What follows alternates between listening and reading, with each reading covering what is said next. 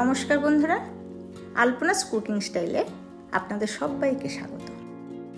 আজকে শিমলা মির্চি দিয়ে এমন সুন্দর একটা রেসিপি নিয়ে এসেছি যেটা দেখলেই কিন্তু মুখে জল চলে আসে। দেখতে যেমন সুন্দর, খেতেও সমান টেস্টি। আর খুব সামান্য উপকরণ দিয়েই এই রেসিপিটি বানানো যায়। আসুন দেখে নেবেন রেসিপি। দুটো শিমলা মির্চিকে এরকম পাতলা পাতলা করে কেটেছি, আর দুটো পেঁয়াজকেও এরকম পাতলা করে কেটেছি। এর মধ্যে 3টে কাঁচা লঙ্কাকে চিড়ে দিয়েছি, আর লঙ্কার যে মোটা মোটা বীজগুলো ফেলে দিয়েছি। এই লঙ্কা কিন্তু খুব একটা ঝাল না। এর মধ্যে দিয়ে দিলাম 2 টেবিল চামচ চিড়ে বাদাম। এই বাদাম খালি খোলায় ভেজে নিয়ে এভাবে আধ ভাঙা করে দিলাম। দিয়ে দিলাম 1/4 চামচ লবণ, আর দিয়ে দিলাম 1 চামচ লাল লঙ্কার গুঁড়ো।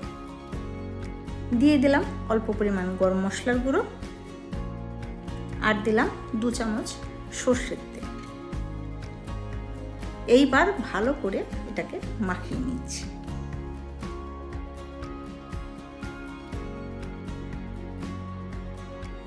মাখাটা রেডি হয়ে গেছে।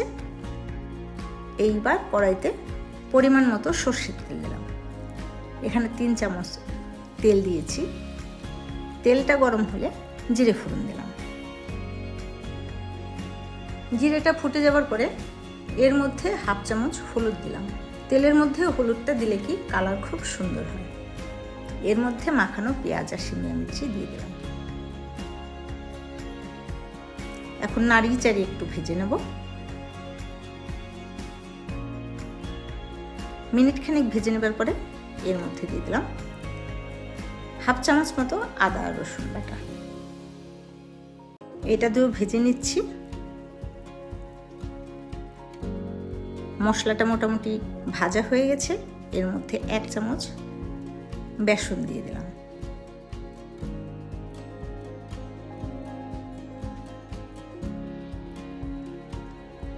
বেসন দিয়েও মিনিট খানিক ভেজে নিলাম, যাতে বেসনের কাঁচা গন্ধ চলে যায়। এইবার এর মধ্যে 3 চামচ টক দই অল্প পরিমাণ জলের মধ্যে গুলে নিয়ে দিয়ে দিলাম। আর দইটা দেওয়ার পরও আরও কিছুটা সময় কষিয়ে নেব। কষাতে কষাতে যখন দেখব একটু তেল ছেড়ে এসছে, তখন গ্যাসটাকে অফ করে দিয়ে নামিয়ে নেব। আর একটু লবণের দরকার ছিল, তাই আমি উপর দিয়ে আরেকটু লবণ দিয়ে দিলাম। খুব কম সময়ে আর খুব কম উপকরণেই কিন্তু এই রেসিপিটি বানানো যায়।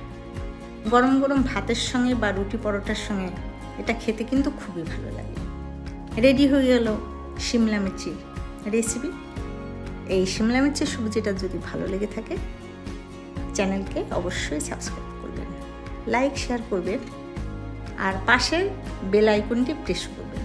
তাহলে যখনই আমি নতুন কোনো ভিডিও দেব, আপনাদের কাছে নোটিফিকেশন পৌঁছে যাবে। ভালো থাকবেন সবাই। আজকের এই সিম্পল রেসিপি দিয়ে শেষ করলাম। আবার আসবো অন্য কোনো নতুন রেসিপি নিয়ে। বাই।